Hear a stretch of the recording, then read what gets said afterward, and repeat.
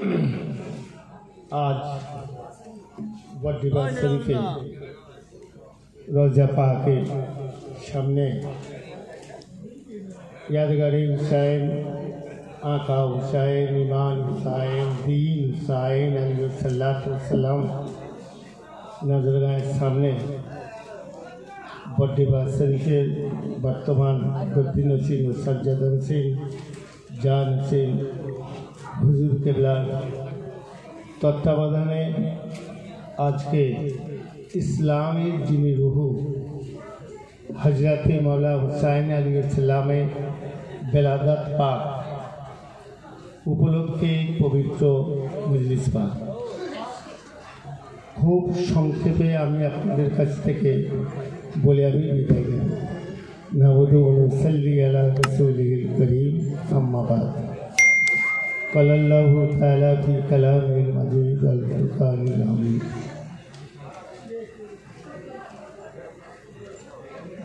बिस्मिल्लाहिर्रहमानिर्रहीम। कुल ला तलकुम अलैहि अजरन इल्लल मुअद्दता फिल कुर्बा। क़ाल रसूलुल्लाह सल्लल्लाहु अलैहि वसल्लम व हब्बल्लाह मन अहब्बल हुसैन। क़ाल नबी करीम सल्लल्लाहु अलैहि वसल्लम हुसैन मिन्नी व अना मिनल हुसैन अलैहि वसल्लम। क़ाल रसूलुल्लाह सल्लल्लाहु अलैहि वसल्लम अहिब्बुनी ला हुब्बिल्लाह व अहिब्बु अहले बैती ली हुब्बी।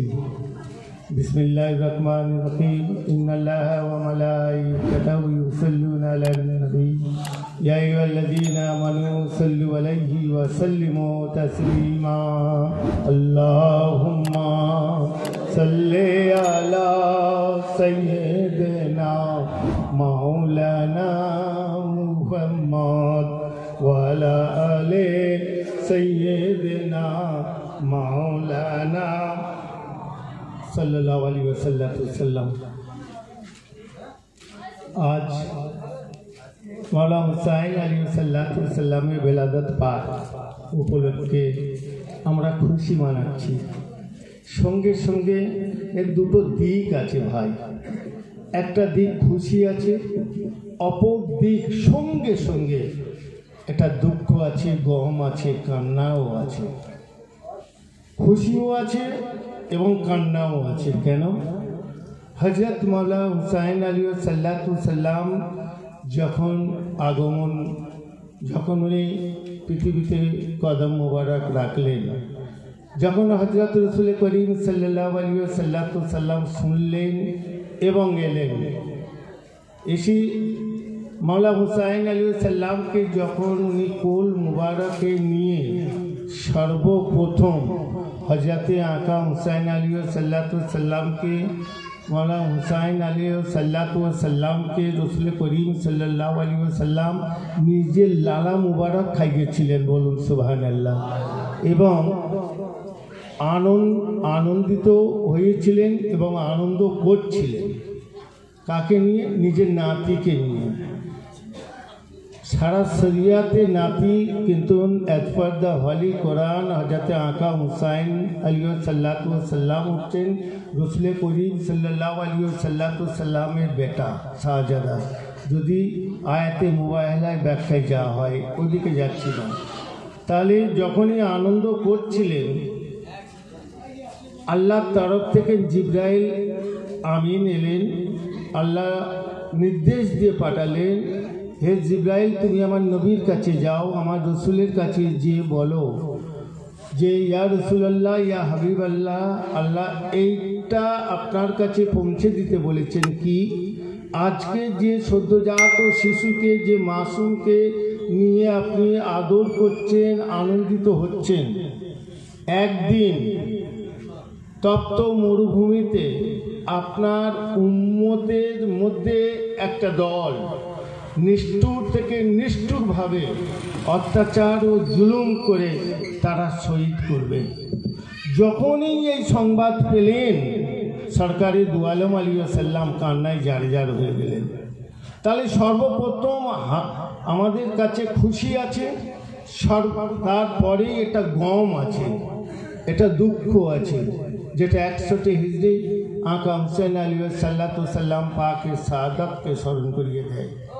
হজরতে সরকারে দু আলম আলী সাল্লাম যখন কান্নায় ভেঙে পড়েছেন, ওই সময় হজরতে খাতুন জান্নাত সালামুল্লাহ আলাইহা, হজরতে বতুল সালামুল্লাহ আলাইহা, হজরতে খৈরুন নেসা সালামুল্লাহ আলাইহা কদম মুবারক নিয়ে যখন হাজির হলেন নিজের আব্বাজানের কাছে, দেখলেন নিজের আব্বাজান কাঁদছেন। বললেন, আয় আমার আব্বা, আজ দিনের রসুল, আপনার নাতিকে নিয়ে আপনি কাঁদছেন কেন? আপনি কি খুশি না? হযরত রাসূল করিম সাল্লাল্লাহু আলাইহি ওয়াসাল্লাম জানালেন, হ্যাঁ আমার বেটি, আমার শাহজাদি, আমি খুশি হয়েছিলাম, আনন্দ করছিলাম, কিন্তু এই মুহূর্তের মধ্যে জিবরাইল আলাইহিস সালাম এসে আমার বেটা হুসাইনের শাহাদাতের খবর দিয়েছে, তার জন্যই আমি গম করছি, আমি কান্নায় জারিয়ার হয়ে যাচ্ছি। তাহলে মাওলা হুসাইন আলাইহিস সালামের নাম পাকের সঙ্গে সঙ্গে খুশি এবং গম এবং কান্না, যেটা সুন্নতে রসুল আছে, বলুন সুবহানাল্লাহ, যেটা খুশি আছে সুন্নতে রসুলও আছে। ব্রাদার ইসলাম, হযরতে খাতুনে জান্নাত সালামুল্লাহ আলাইহা তখন হযরত রাসূল করিম সাল্লাল্লাহু আলাইহি ওয়াসাল্লামের কাছে জানতে চেয়েছিলেন যে ওই সময় যখন আমার বেটা হুসাইন আলাইহিস সালামকে আপনার উম্মতরা অত্যাচার ও জুলুম করে শহীদ করবে, সেই সময় কি আপনার ওসি মুস্তাফা হযরতে মৌলা আলী মুর্তজা হায়দারে কাররার আলাইহিস সালাম কি থাকবেন না, নাকি হযরতে মৌলা হাসান আলাইহিস সালাম থাকবেন না? বলে ওই সময় আমিও থাকবো না, হে শাহজাদি তুমিও থাকবে না, না আলী থাকবে না হাসান থাকবে। হযরতে মা খাতুনে জান্নাত সালামুল্লাহ আলাইহা তখন জানতে চেয়েছিলেন যে তাহলে আমার বেটা হুসাইনের জন্য কেউ কি গম করবে না, কেউ কি চোখের পানি ফেলবে না, কেউ কি হুসেনের ইয়াদগার পালন করবে না? সরকারে দু আলম আলাইহিস সালাম তখন জানিয়ে দিয়েছিলেন, আমার উম্মতের মধ্যে একটা পোরশন, একটা দল কিয়ামত তক পর্যন্ত হযরতে হুসাইন আলাইহিস সালামের ইয়াদগার পালন করতে থাকবে এবং মাতম ও আজাদারি করতে থাকবে, বলুন সুবহানাল্লাহ।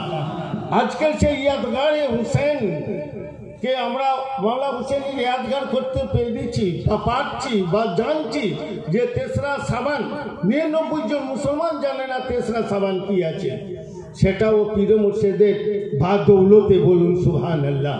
তাহলে মাওলা হুসাইন আলাইহিস সালামের জন্য কান্না হচ্ছে ইয়াদগারে হুসাইন আলাইহিস সালামের জন্য কান্নাটা সুন্নতে রসুল আছে, বলুন সুবহানাল্লাহ। আমি সময় নেব না, ইন্টারন্যাশনাল বক্তা আছেন, আমরা ওনাকে পেয়েছি, ওনার কাছ থেকে আমাদের শিক্ষা নিতে হবে আইলে ব্যাস সম্বন্ধে। আমি যে হাদিসে পাকগুলো রেখেছি আমি ব্যাখ্যা করার সময় নেই, শুধু এতটুকুন বলি, মাওলা হুসাইন আলাইহিস সালামের বেলাদত পাকের একটা ঘটনা আপনাদের কাছে আমি বক্তব্য শেষ করে দিই। আপনারা নিশ্চয়ই শুনেছেন, এর আগে অনেকবার এই পবিত্র স্থানে আলোচনা হয়েছে। হযরতে আদম আলাইহিস সালামকে পৃথিবীতে আসার আগে আল্লাহর একজন শ্রেষ্ঠ ফেরেশতা ছিল, তার নাম ছিল ফিদরাস। আল্লাহ সামান্য না, একদম জিস্ট করে বলছি, সামান্য নাফরমানি করার জন্য আল্লাহ হাতে পায়ে বেঁধে একটা দ্বীপে ফেলে রেখেছিল। হযরতে আদম আলাইহিস সালাম থেকে ঈসা রুহুল্লাহ পর্যন্ত সমস্ত নবী ও রসুলের কাছ থেকে হাতের বাঁধন, তার শাস্তি থেকে মুক্তি পাবার উপায়টা কি জানতে চেয়েছিল। সবাই বলেছিল আমাদের দ্বারা না, আমাদের দ্বারা কোনো ক্ষমতা নেই তোমাকে এই শাস্তি থেকে বাঁচায়, তবে একটা উপায় আছে। আখেরি জামানায় উনি আসবেন সমস্ত নবী হয়ে, সমস্ত রসুলের শিরোমণি হয়ে। ওই সময়ে ওনার শাহজাদির ঘরেতে এক পুত্র সন্তান আসবেন, তার নাম হবে হুসাইন। ওই সময় আল্লাহ পাক রব্বুল ইজ্জাত রসুলে পাকের কাছে মুবারকবাদ জানাবার জন্য জিবরাইল আলাইহিস সালামের নেতৃত্বে প্রায় 1000 ফেরেশতাকে আল্লাহ পাঠাবেন। তুমি যদি বা ওই সময় জিব্রাইলের সাথে সঙ্গী হতে পারো তাহলে তুমি একটা মুক্তির পথ পাবে। ওই অপেক্ষায় ছিল, এত 100 বছর কঠোর শাস্তির মধ্যে ছিল আল্লাহর ফেরেশতা। জিবরাইল আলাইহিস সালামকে যখন আসতে দেখলে তার কাছে আরজ করলো, কোথায় চলেছো তুমি? বলছে সমস্ত নবী যিনি রসুলকুল শিরোমণি, ওনার নাতি হয়েছে, তার নাম হুসাইন। বলছে ওনার আম্মার জানের নাম কি? বলছে ওনার আম্মা জানের নাম হযরত ফাতেমা তু জোহরা সালামুল্লাহ আলাইহা। স্মরণে এসে গেল যে এই একটা সুযোগ আছে। বলছে আমাকে তুমি নিয়ে যাবে আমাদের সর্দার? তাকে নিয়ে আসলো।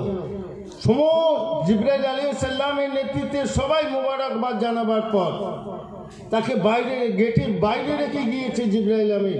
হযরত রাসূল করিম সাল্লাল্লাহু আলাইহি ওয়াসাল্লাম মুচকি হেসে বললেন, জিবরাইল আর কেউ কি সঙ্গে তোমার আছে? বলছে ইয়া রাসূলুল্লাহ, বেয়াদবি মাফ করবেন, একজন শাস্তিপ্রাপ্ত ফেরেশতা আছে, সে এসেছে আজকের আপনার জিয়ারতের জন্য। তার শাস্তি থেকে কিভাবে মুক্তি পায়, তার উপায়টা কি, তার জন্যই আপনার দ্বারস্থ হয়েছে। রাসূল করিম সাল্লাল্লাহু আলাইহি ওয়াসাল্লাম বললেন তাকে আসতে দাও। যখনই আসলেন সমস্ত ঘটনাটা খুলে বললেন। হযরত রাসূল করিম সাল্লাল্লাহু আলাইহি ওয়াসাল্লাম তাকে জানিয়ে দিলেন আজকের আমার কাছে না, ওই সময় বিভিন্ন কিতাবে বিভিন্ন রকম বর্ণনা আছে। ওই সময় হযরতে মাওলা হুসাইন আলাইহিস সালামকে একটা দোলনার মধ্যে দেখে দোলনাটাকে দোলা দিচ্ছিলেন। বললেন এখানে না, তুমি চলে যাও, আজকের যার মোবারক পাড়াতে খুব আল্লাহ জিবরাইলকে পাঠিয়েছেন সেই হুসাইনের কাছে তুমি চলে যাও। বলুন সুবহানাল্লাহ।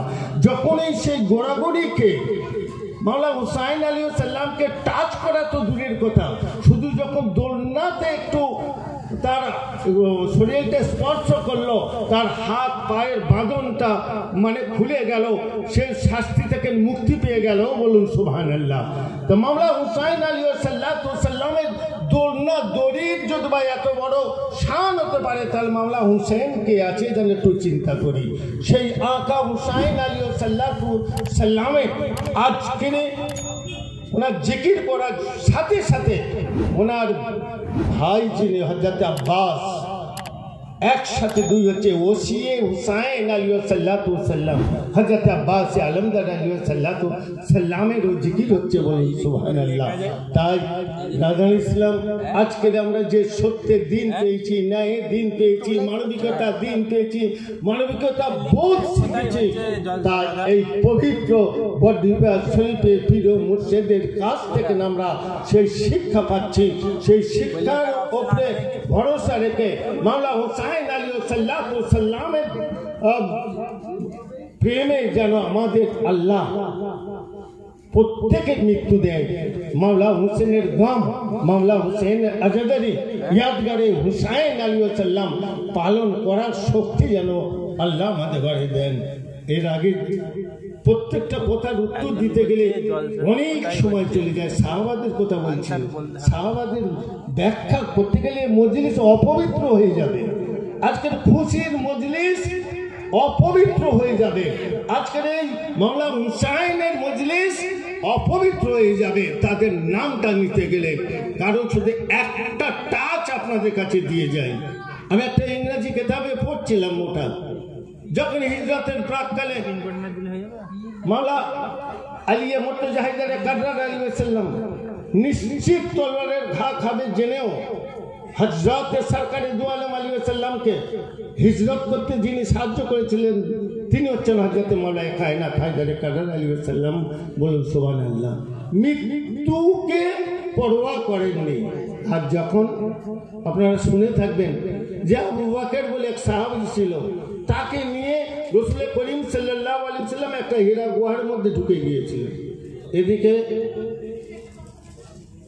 সবচেয়ে ইসলামের বড় শত্রুর বাপ আবু সুফিয়ান, সবচাইতে বড় শত্রু বা কুইজ হয় ইসলামের সবচাইতে বড় শত্রুকে, সবচাইতে বড় শত্রু হচ্ছে মুয়াবিয়া। তার বাপ হচ্ছে আবু সুফিয়ান, তার নেতৃত্বে আবু জেহেলের নেতৃত্বে ঘোড়া নিয়ে যখন ছুটে আসছিল, ঘোড়ার আওয়াজ বহু দূর থেকে শুনতে পাচ্ছে, খোদ রাসূলুল্লাহর সঙ্গে আছে, তাদের কথা অনুযায়ী হীরা গুহার মধ্যে আবু বকর তখন বলেছিল, ইয়া রাসূলুল্লাহ, I Abu Bakr so afraid. Hazrat Rasul Karim sallallahu alaihi wasallam wanted to know from Abu Bakr, why Abu Bakr you were so afraid? Then Abu Bakr replied, Ya Rasulullah, we are only two. Hazrat Rasul Karim sallallahu alaihi wasallam boldly replied, no, never Abu Bakr. No, never Abu Bakr. We are not only two, but also Allah with us. Bolun Subhanallah. এখানে রসুলের পাকের নির্দেশ মেনে 40টা তলোয়ারের নিচে মাওলায়ে কায়নাত হায়দারে কাররার আলাইহিস সাল্লাতু ওয়াসাল্লাম শুয়ে গেলেন। ভয় নেই মৃত্যুকে দেখে, কারণ খোদ রাসূলুল্লাহ বলেছেন, হে আলী, 3 দিন পর তোমার সাথে আমার দেখা হবে। বলুন সুবহানাল্লাহ।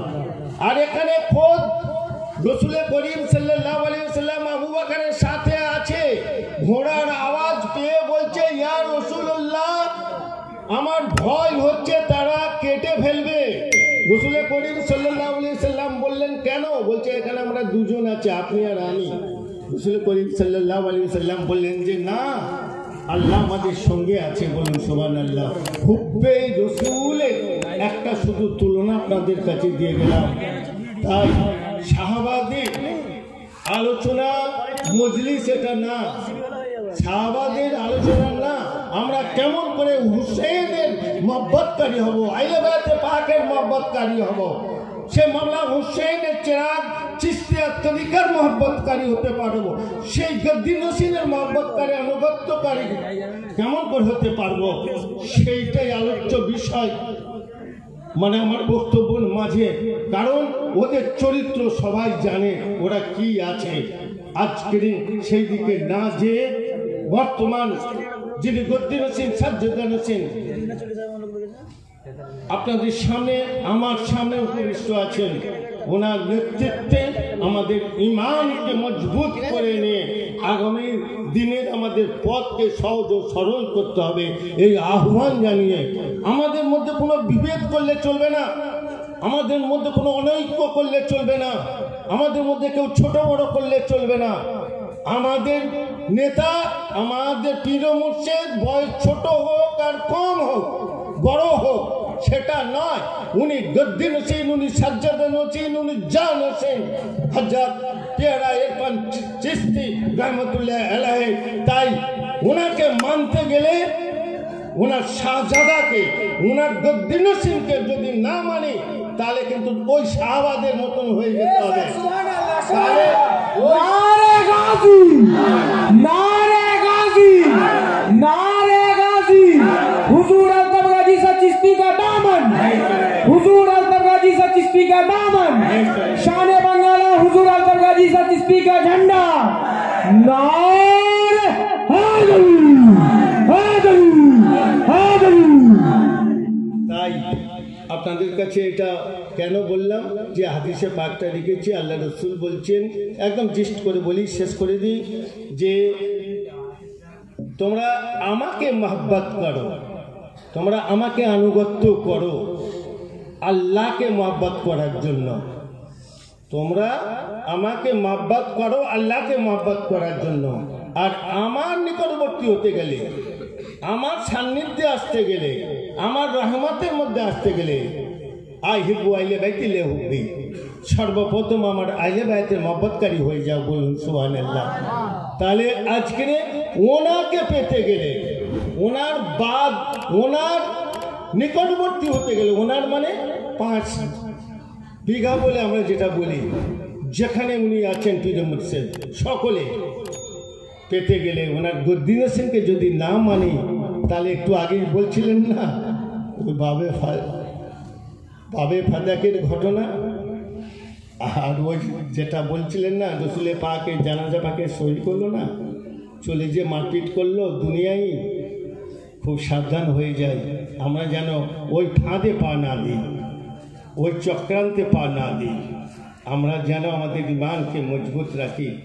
মাওলা ইমামে পাকের বিলাদাতে পাকে আজকের ওসিলা হে পরওয়ারদিগার, আমাদের পীর ভাই পীর বোনেদের মধ্যে ভ্রাতৃত্ব দাও, মহামিলন দাও, আমাদের মধ্যে ঐক্য দাও, আমাদের মধ্যে সাম্য দাও। আমাদের মধ্যে সর্বোপরি ধৈর্য দাও, আমাদের মধ্যে একে অপরের পরিপূরক করে দাও। আমাদের নেতাকে আমাদের পীর ও মুর্শিদের নির্দেশ মেনে চলার মতো আমাদের শক্তি দাও। ওমা আলাইনা ইল্লাল বালাগ।